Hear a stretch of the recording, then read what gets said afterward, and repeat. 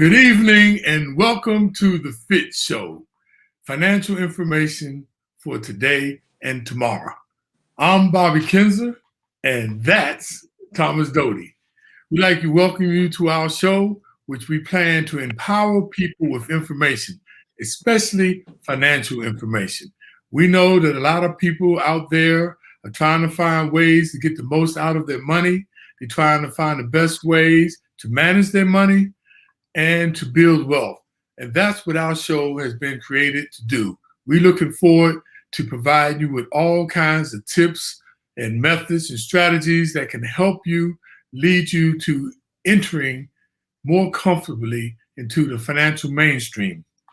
So last week, our topic was what you want may not be what you need. And we got a lot of responses because we talked about confirmation bias and we talked about financial behaviors that make us do the things we do, make us do the spending things.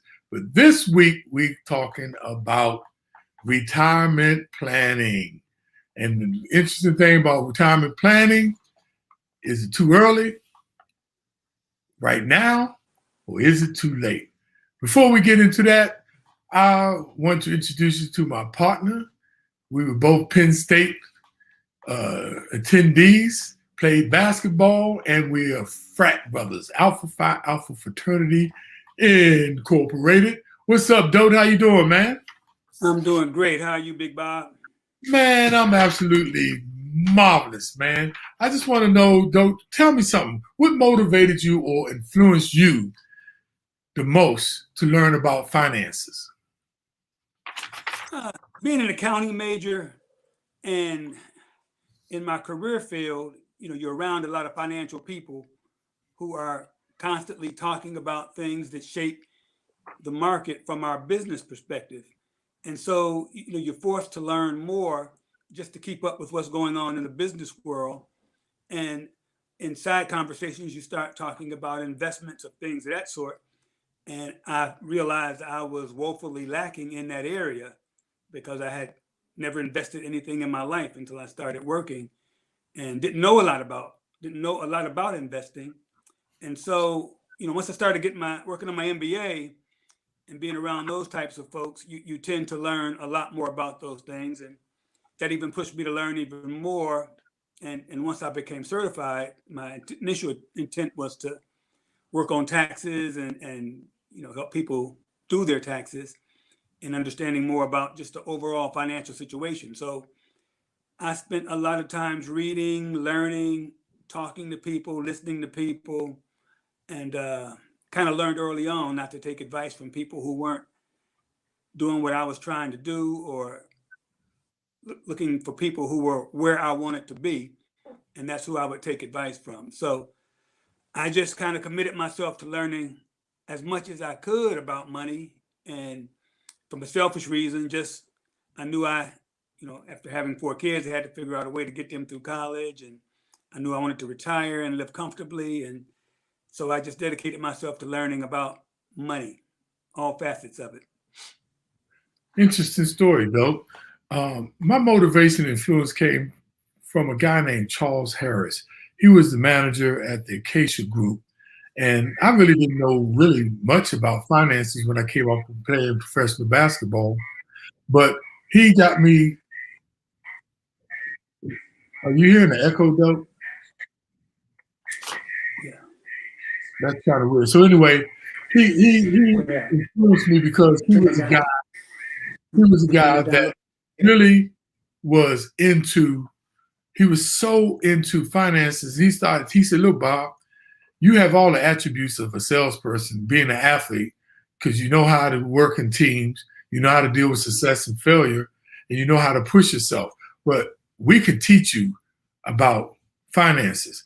And he started, going through training. That's how I became a stockbroker, a registered stockbroker. I became a registered investment advisor. And all of a sudden, the urge, because I had my degree, but my degree was in sociology and anthropology. So I started going and taking all these classes and going to school again and becoming a senior financial management school. I went to asset liability management. I started just thirsting for this knowledge, and that's why I ended up getting all of this knowledge, but then I started working in the industry. And then I went to the FDIC, became a senior financial management analyst, and I started learning so much about finances. But for me, it inspired me so that I always wanted to learn more. I wanted to learn more. I wanted to learn more. Then I started gaining an experience by on-the-job training, because I was going around the country being trained on how to liquidate banks. So what better knowledge than to get OJT? And because back then the FDIC, before it was called the Federal Savings and Loan Insurance Corporation, they were the ones that insured the savings and loans, and the FDIC insured commercial banks. But they merged into one, and it all became the FDIC. But because I was able to get the experience at such a young age too, I was so thankful. And that's what really got me inspired into finances and getting the background that I need to be able to help myself and other people. So, Dope, I want to talk about let's talk a little bit about our subject, as you can see at the bottom of the screen. This week we're talking about retirement planning. Now, some of the biggest questions that people have is one of the biggest questions they have to think about is retirement. And one of the first things that come out of it, they're like, well, who and when? And the answer to that is, first of all, everybody. It doesn't matter what age you are, and it's never too early, and it's never too late. There's a saying that goes, you're never too old to establish a new goal. So don't think that you people who are over 50, over 60, it's still not too late. You still can have time to put money in the plan for even more retirement if you're still working. We're talking people that are still working. So it doesn't matter who, though. Everybody needs to be thinking about it. And remember, the earlier you start, obviously, the more your money will be able to work for you. Because remember, one of our other stalwart statements is you don't want to work for your money. You want your money to work for you. So that's so imperative, you all, to understand. Everybody needs to be thinking about it. I don't care how old you are, even if you're a college student. We know that may be early, but the earlier you start making plans, you don't wait until you start heading towards retirement to start planning.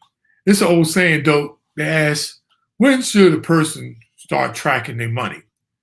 You know, some people say when they get a job or when they get a certain amount. You know, the best time to start tracking your money? When you don't have none. It's the same principle with retirement. You know, the sooner you begin thinking about it and looking at different ways or strategies, the more important and the sooner you can be on track. Okay. So with that, Dope, what factors should people consider when they start thinking about retirement plan? Don't care what age you are. What are some of the factors they should consider? Okay, so the big things you look at, and Bob, you throw a slide up there. Some of the bigger issues are, first question is, do I have enough money? Okay, that's the first thing people think about. Also, am I on track? How am I doing? And another big question is, how much do I need? That's always a big issue. And if you're lucky enough to think about this, the last one is, can I retire early? Can I stop working and, get on to my second life? And when you think about that, the first thing you should look at is how much money you should have when you retirement. And the next slide is just kind of a guideline. You should probably try to replace 75% of your income. You won't have all the same bills you have, and a lot of things that you shouldn't be dressing for work. You shouldn't have lunch expenses, but a lot of things you'll still have. But just as a ballpark, you should have about 75% of your income. And when you think about your replacement income, it's everything included: your wages, your savings, Social Security, pensions, and if you're fortunate enough to have some investment income, you'll have that too, to help you replace the money you had from your paycheck from work. And a lot of young people and old people too, want to have some kind of a ballpark or a ballpark scorecard for how much they should have at a particular age. And again, these are just guidelines. It's not 100% factual. It's going to be different for everybody, but just a general guideline says if you're 30, to know that you're on the right track, you should probably have about half of your salary saved today. And then you can read down the chart. If you're 35, 1 times your salary, 40, 2 times your salary. And don't kick yourself if you're below that, and don't pat yourself too much on the back if you're above these guidelines, because that's what they are. They're guidelines. Everybody's situation is different. In most cases, you make a lot more money as you get older, so the numbers can grow a lot faster. But the most important thing we'll continue to try to get you to understand is the sooner you start, the more you can earn, the more your earnings can compound, and the more you'll have when you retire. And I think those are, again, just to give you an idea of about how much you should need and where you are as far as your savings today. So I hope that gives you an idea of where you are. Yeah, dope. Just want to ask you a question, like, because I get this a lot from the younger people, right? And they're like, well, I'm really not making that much money. Why should I be, I'm 25 years old. Why should I be thinking about retirement when I have some immediate needs right now, like paying off my student loan? I can't make retirement a requirement right now for me. What do you say to somebody like that, though? I'd say what we've always been saying throughout our series, you have to plan. And retirement is one of the things that has to be part of your long-term plan. So you may not be able to save as much in the retirement bucket as you would like, but you should at least start. Get the money invested, get the money compounding for you, get the money growing. And true, you're going to have other expenses, other priorities when you're younger. But if you can start saving, start a portion of your savings for retirement as early as possible, you'll be more than happy you did once you hit the retirement age. Yeah, no, that's really good advice, though. I want to switch gears here for a minute and talk to people about the standard required qualified tax plans for 2021. Now, we all have heard of these, but we want to reiterate a lot of the requirements and provisions for some of these most standard qualified tax plans. The first one is the traditional IRA, which we know about, and the reason why we bring this up because these requirements and provisions change yearly. Almost they change every year. Like now, at one time it was lower amounts that you could put in for the maximum level, but now the maximum annual contribution limit, is $6,000. That's for last year and this year. And if you're over 50, they call it a catch-up. They give you an extra little kicker. You can put in as much as $7,000 for your limit. So these are some of the things you need to look at as a young person. We want to talk about pre-tax and after-tax in a minute.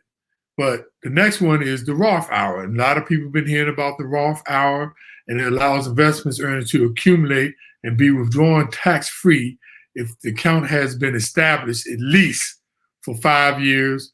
And then when you're at least 59 and a half years old, you're able to withdraw money without a penalty.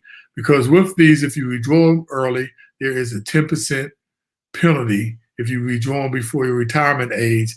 And there is the tax implications for what your ordinary tax bracket would be. So as you can see for the Roth IRA, it's also the maximum limit. You can put up to $6,000 in this.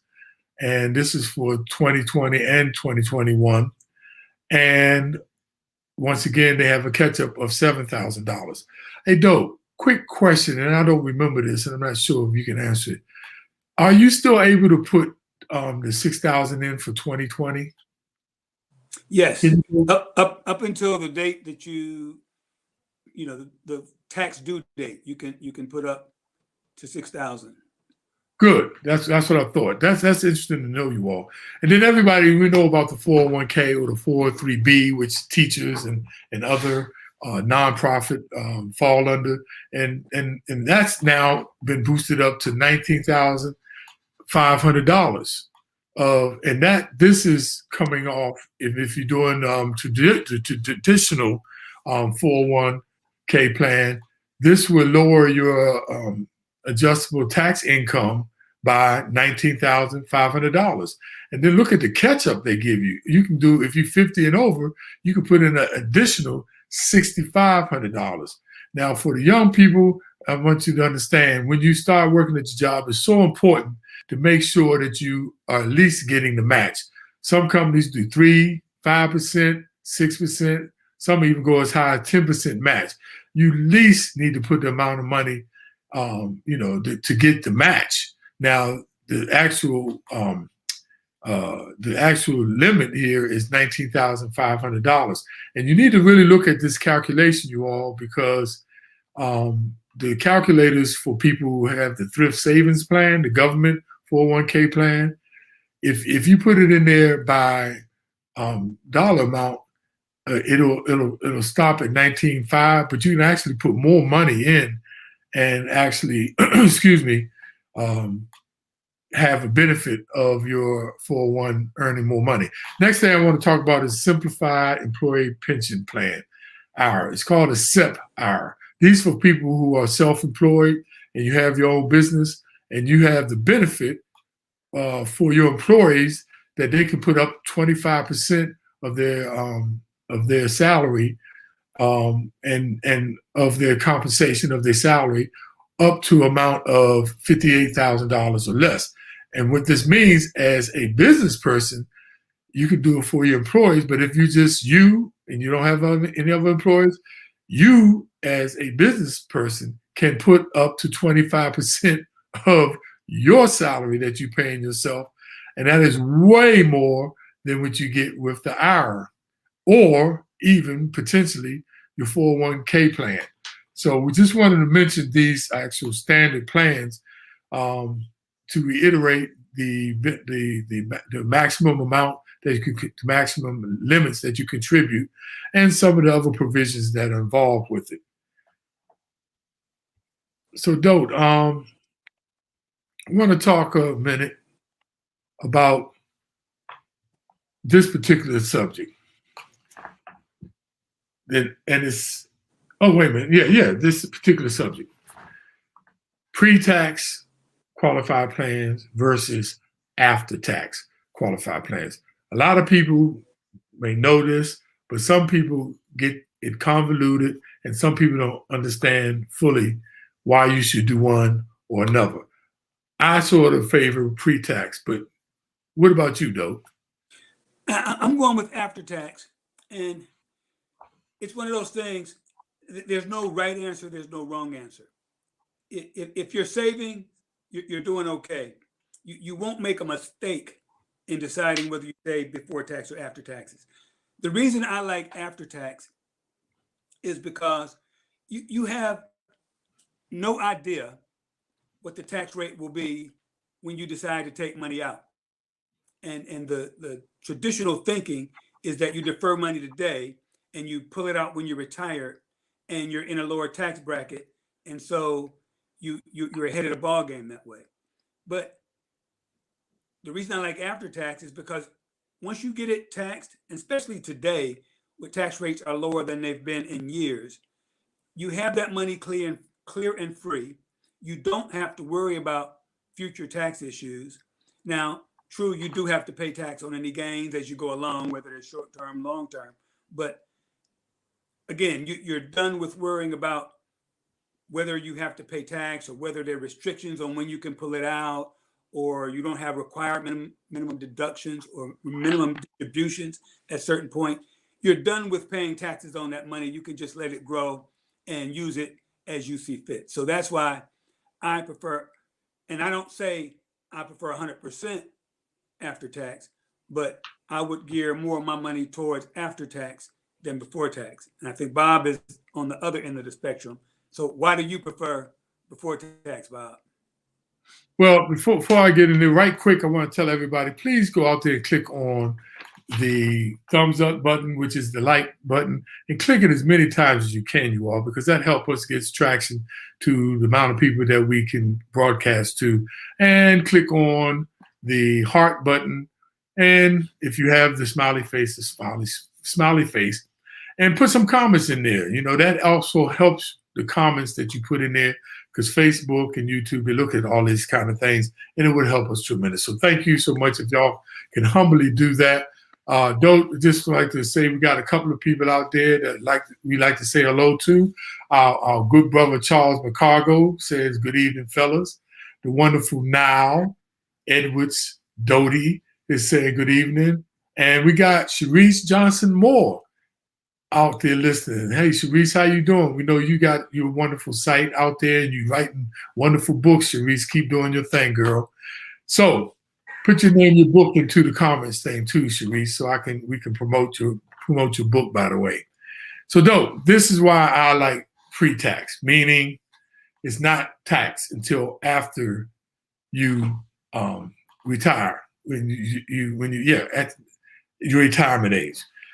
Pre-tax, you get the tax benefit you get to lower your adjustable tax income now, right? So you can lower your tax burden now. And if you're in a high tax bracket right now, the theory was in the past, the traditional, 401k plan before the Roth was, you were going, by the time when you declare to retire, theoretically, your income, your pension would go down, so your income will be lower because you retired. Thus, the theory was you would be in a lower tax bracket, and that's why you would defer the taxes. But what's happening, some people, such as myself, did very well with my 401k plan, and I get a pension, and I'm getting just as much money as when I was retiring. So it's keeping me in my same tax bracket. So the theory, sometimes it changes. You need to look at it and think about it, because Dope's theory, also his theory is based on, Dope believes that the tax rates are going to go up over time. Am I correct, Dope? Yeah, I think so. Again, because there are historically low levels right now. So I'm not confident that they're going to stay this low. So I would want to pay all the taxes I can today at this lower rate, because I don't trust that they will be this low tomorrow. And that's all hypothetical, right? Because no one knows where the taxes will be. But isn't that the name of the game? And what you all going to find out too, by the way, retirement has to do about a 4-quadrant model. You have one quadrant, which is the taxes, normal tax that you have to pay for ordinary income. You have another tax bracket, which is pre-tax, right? Not being taxed until after you retire. You have another bracket, which is called after tax, being taxed right now, and later you're not going to have to pay any taxes afterwards. And then there's the fourth bucket, which is tax-free. So retirement planning has to do about all 4 of those quadrants. You want to work and have someone to help you, because you want to be in one of those 4 or one or more of those 4 quadrants when it comes to planning your taxes for retirement. It's dope. I don't think it's nothing outside of those 4 quadrants when it comes to taxes. No. I don't think you can't avoid it. Correct. So it's all about managing those 4 quadrants, you all. So keep that in mind. Dope. I want to transition a little bit here. And want to start talking about, let's talk about this particular chart here. Okay. And these are ages you need to watch out for. And a lot of this, again, I didn't know growing up. I didn't know to prepare for these. And I'm sorry, when I was younger, I learned about them, but I didn't know when I was younger. But what we just want to give you an idea of things you'll have to look forward to as you age. At age 50, you can start increasing your catch-up contributions, whether that's in your 401k plan or in your traditional IRAs. You can actually put in more money than the people below 50. At age 55, you can start early retirement. In a lot of companies, you can actually retire at that point. Now, at 59 and a half, you no longer have to pay a penalty for taking out your 401ks and any IRAs. You can start taking that money out. You still will have to pay tax, okay, on that money because you saved it pre-tax. So don't lose track of that. You will have to pay money. A lot of people get caught up too when they get lump sums or they transfer from their 401ks at work and they take that into their bank account as opposed to transferring it to an IRA. And you could get taxed on it if you don't transfer it to an IRA within 60 days. At age 62, you can begin taking your Social Security. And we're going to talk about that in a minute, but that's the earliest age at which you can start taking your Social Security. At age 65, you're not eligible, but if you're going to use Medicare, you're almost required to enroll in Medicare, assuming you're not working. And there are penalties involved if you don't sign up. I believe it's 6 months on either side of your 65th birthday. So you don't want to miss that sign up date, again, if you're not working. And at age 70 and a half, and actually that number has been raised to 72. At 72, you actually have to start making withdrawals from your 401k plans. And basically the premise is that you've had that money long enough, the government is trying to get their taxes off of that money. So you have to start taking about 4%, that's a ballpark number, of your total balance of IRAs when you turn 72 and a half. And you just need to be prepared and ready to handle these as you age, and think about the things you're doing now as they're going to relate to that. Realizing, of course, this could all change tomorrow, okay? So I'm going to talk a minute about when to take your Social Security benefits. There's a couple of situations, and you really have to think this through because it's not a simple, decision to make. You can start taking at 62, and you can wait as long as 70. Well, you can actually wait longer, but you don't get any increases for waiting past 70. If you start taking your Social Security, well, let me back up for a minute. Social Security gives you a normal retirement age, and that's a moving number. For someone my age, it was 66. And if you're younger than me, it's 66 in 1 month or 2 months. And if you're 2 years younger, it's 66. And they keep raising that age. But you have a normal retirement age, and you can start taking your Social Security at 62. But if you do, it's reduced about 30% from what it would be if you waited until your normal retirement age, okay? It's about 8% a year that's cut. So if you take it 4 years early, it's about 30%. If you do not start taking it until you're 70, again, that's about 4 years the other way, you get 30% more. In this example on the right column, if your normal retirement age would give you a Social Security payment of $1,000, if you take it early at 62, you'd only get between $700 and $750. But if you wait until you're 70, you would get about $1,320. So that's not a decision to be taken lightly, and it will take planning, understanding how much money you have, and figuring out when you want to start taking that money. And so, again, this is a situation where you'll need some help in coming up with a plan for when you're going to take that money. Here's a more concrete example to help you understand the benefit of delaying, okay? If you start taking your Social Security payment at 62, your payment would be $10,824.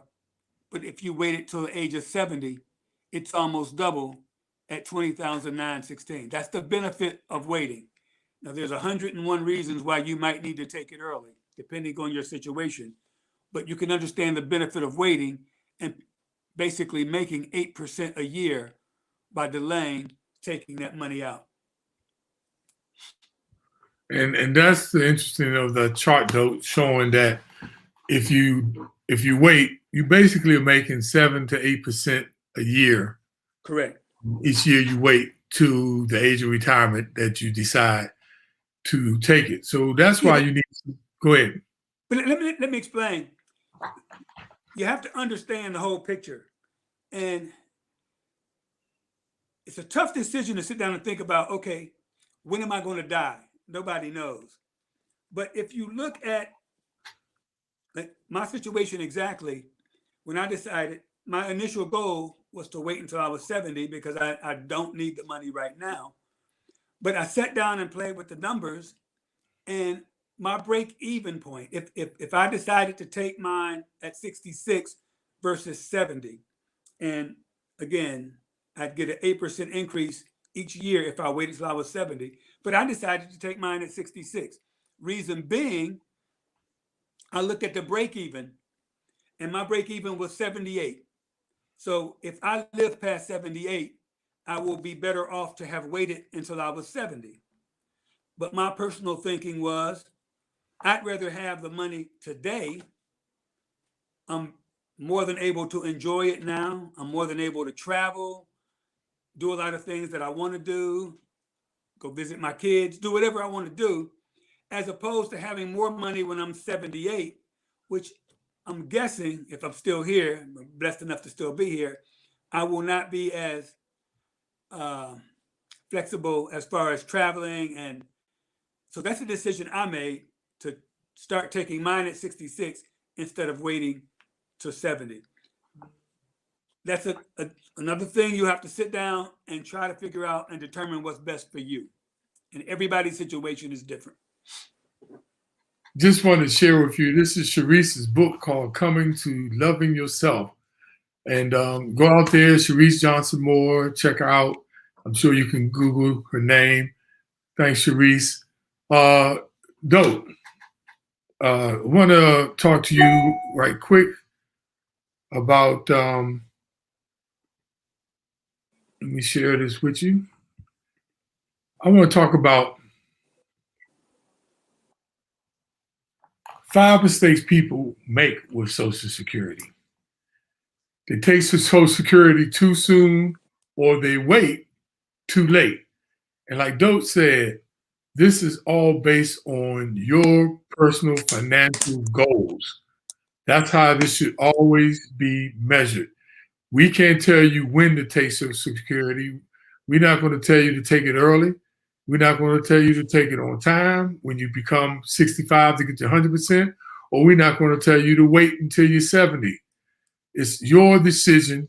And like we always say, all your decisions, whether it's retirement, whether it's investment, whether it's risk management, you need to always have a plan. Set up your plan, and your plan should drive what decision. Your financial goals should then decide which way you should go, which decisions you should make. That's how good decisions are made, based on information, based on data, based on experience, based on past performance, and also what are you trying to accomplish. Next is spousal benefits. Dope. For me, explain this one on the spousal benefits, where how in your situation, it could be either way, your wife, it could be yours, or it could be her pension, if you don't mind. Yeah, way Social Security works, you get it based on your work history and how much money you've made, and that's the same goes for your wife. So when you retire, if your wife did not make as much, or your wife did not work. I shouldn't say your wife, your significant other. You get yours based on your earnings, and your significant other can take theirs if it's higher, or they can get 50% of yours. But again, if your spouse takes, or the other takes 50% of yours, and they do it before their full retirement age, there is a reduction factor involved, that same 8% per year until you reach your full retirement age. So depending on what your partner makes, they may be better taking their own, or they may be better taking 50% of yours. Now, when you die, then they get the higher one. So that's kind of neat. But again, that's something you have to balance, you have to look at, you have to understand, and see which works best for your own situation. And it'll take a little research. You have to sit down and call the Social Security and wait for about an hour for them to answer the phone. And then they can tell you how much you'll get, how much your spouse will get, or your partner will get, and what it is at 50%. And that's how you make your decision with all that information. It's not a simple process, but you can leave thousands of dollars on the table if you don't make the right decision. And Dope, by the way, if I'm correct, it has to be your spouse. It can't be your significant other. You have to be. Yeah, that I'm not. Yeah. Yeah, I'm almost sure. No, I'm Yeah. almost sure of that. You have to. Okay. It has to be. That's why it says spousal benefits. I was trying to be politically correct, because sometimes in some but situations the female makes more than the male. right. But in this case, if it's your significant other, you will not be able to have that choice. So just keep that in mind. The other one is taking the benefit without understanding your needs. Okay. And that's what I was just mentioning about, setting your goals, setting up, a budget so you understand your needs, you understand, how much you have in discretionary income to be able to subsist and be, financially independent. That's the goal when you get close to retirement. The other one is altering your investment benefits, like interest on a bond. Now, this is interesting. This is almost like, you changing, the investment vehicles. You keep changing back and forth in and out of different investment vehicles and never staying, true and tried and letting the interest compound on a particular security investment that you're using to helping towards your retirement. The last one is calling the Social Security office, believing they are going to give you advice. Let me just tell y'all something. It does not work like that. The Social Security office does not give advice on what option you should choose, or what plan you should have, what tax implications. That outside, also in addition, what Doe said of waiting on that phone all that time, do not be thinking that they're going to be providing you advice as far as, how you should be or what you should be determining your Social Security options. Just want to throw that out there. So, Doe, we at that time. So let's bring it on home. Let's talk about the first thing. You gave all this good information. Go ahead, Doe. Yeah, the first thing is balance. Balance your current lifestyle with saving for the future, and just think it through, plan, and make sure you are taking care of the future in addition to living your current lifestyle. We can't tell you enough about having a plan. Okay, you have to have a plan, and so there is a balance there. You might want to save a little bit less for retirement when you're younger, but make sure you have to start increasing that as you get older. And Dope, that's a very key point that I'm glad I want to hop on for the younger people. The reason why we're telling you now about retirement planning, because the earlier you start putting money away, the less money is going to cost you because of compounding interest. Compounding interest, different than arithmetic growth. Exponential growth is compound interest, where your interest makes interest. Arithmetic growth is just 1 + 1 is 2, 2 + 2 is 4. You want to have compounding interest where it is exponential growth. That's why you want to start early, you all who's listening to this, who may not think this show might be pertaining because you're too young. It does. The sooner you begin, the less money it's going to take you to be able to accumulate to your financial goals. Number two, though, there's no one size fit all.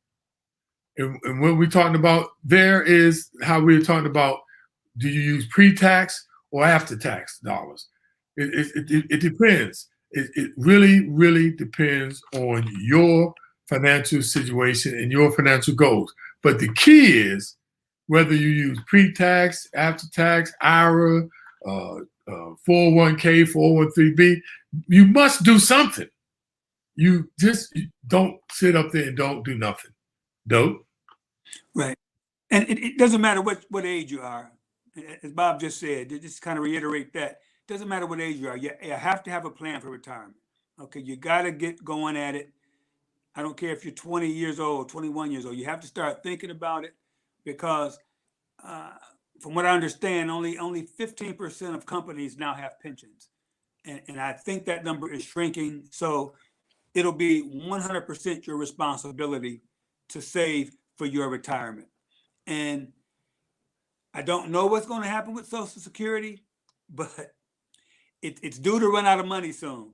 So again, I'm not starting any conspiracy theories about they're going to cut Social Security. That's not what I'm saying.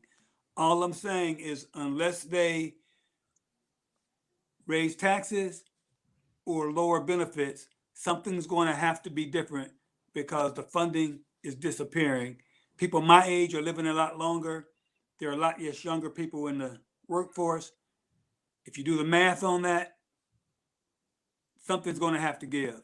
So you are going to have to be responsible for your retirement. I don't care what age you are. Now, this is very important. There are a lot of moving parts to consider, as you can see from what we've been talking about. So we recommend that you seek advice from a qualified financial advisor or a certified financial planner or a tax advisor, because as you see, as I mentioned earlier about the 4 quadrants of taxes that you need to be considering, you need somebody who understands taxes that can help you, and a certified financial planner can do that. But usually sometimes investment, if you go to an investment advisor, their main focus is not taxes. Now, they will tell you about some tax advantage products, but their goal is not to be teaching you about taxes. So all this information we gave y'all, we want to recommend that, like I said, no one size fit all. So you need to get some professional help. And there's places you can go out there like FINRA.org where you can search qualified financial advisors. That's FINRA.org. They regulate the securities industry. Okay, and we can't say this enough. Start now. I don't care if you put 1% into a retirement type account. Start now. The sooner you start getting the effects of compounding, the faster your money goes. You start making interest on interest, and it will grow much, much faster the younger you start. So can't tell you that enough. Get going on it. And lastly, there is a range of investment styles from very aggressive to being conservative. They all do well, whether you are very aggressive, medium, or just conservative. We talk about each end of the spectrum when it comes to risk tolerance. They all do well. The only people who don't do well are those who don't invest or don't have a plan. We cannot stress that enough. You must plan. You must do something. You must act now. So we're at this point of the show. If you have any questions or if you have any comments, please put them in the comment box, you all. And remember, click on that like button, that thumbs up button, please. It helps us out. Click it many times. You can't click it enough times. And click on the heart button too. And the smiley faces out there. Either one of those, it really helps us, you all, get traction with Facebook. And they then expand our bandwidth and is able to reach more people. So if there's any questions out there, please, please, please come on out right now. Put them in the comment box. We had a lot of takeaways there. And matter of fact, I just want to, at this particular point in time, I would like to just put them back up for now so that people can see them. And Dope, are there any closing remarks that you'd like to have?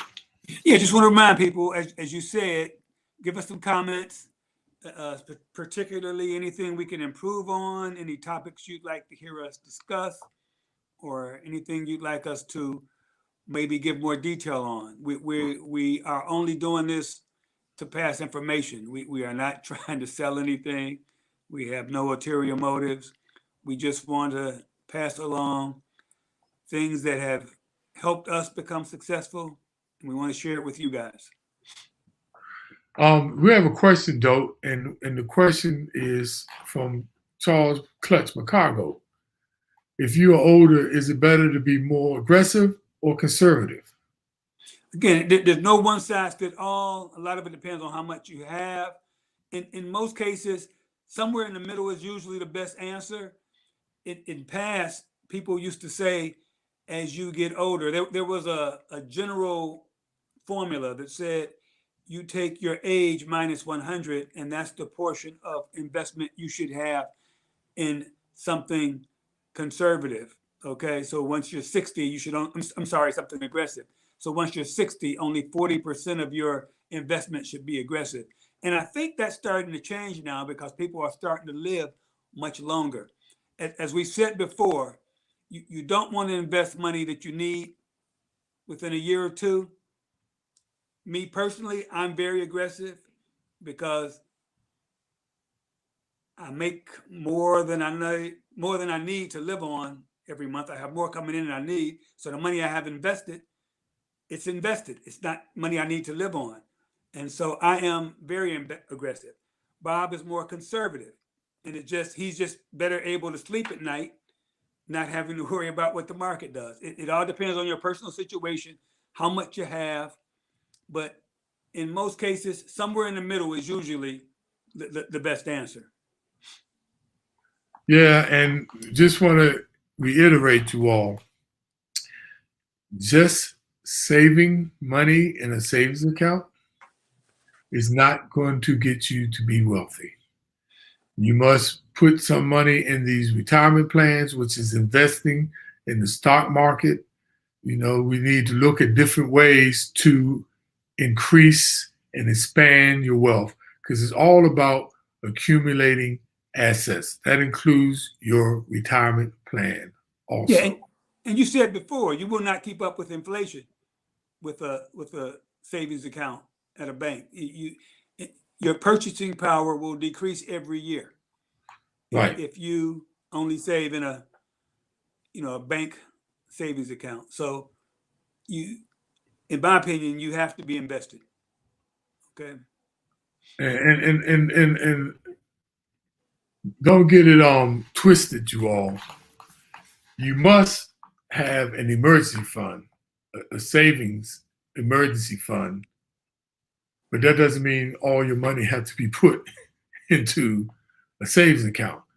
But there's short-term and long-term goals that you must consider whenever you're dealing with this, okay? So with that, Dope, and go ahead. Last statement, don't invest money that you can't afford to lose. Hello. That is so true. Dope. We got a question here. Are CDs good investments? I think we just answered that. If that's for your short term, then that's a very good investment. If it's money that you're going to need in the short term, you'll probably get a better rate with a CD than you'll get in a typical savings account.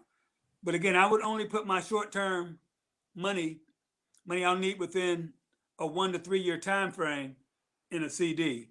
If it's a longer time framework, I'd put that in something that's going to do better than the CD, because the CD rates are around 1% right now. And 1%. Yeah. So your money is not really earning. And so remember from our other shows, and by the way, you all, if y'all want, because we talk about a lot of this in our other shows, and you need to go back out on Facebook and look up the FITT Show or YouTube. All our shows are out there to give you information, because we talked about some of this. In one of our other shows, Investing, we said, remember, the lower the risk, the lower the return. The higher the risk, the higher the return. And so, Dope, what's our motto? No risk it, no biscuit. We're going to leave on that point right there. Thank you all for tuning in, all our good friends and family. And look, share this out there, please. Share this information out there, okay? One more question, though. I don't want to leave without answering somebody's question. Hypothetically speaking, can you pick a stock and put cash straight into it? You know the answer to that? I know the answer to that.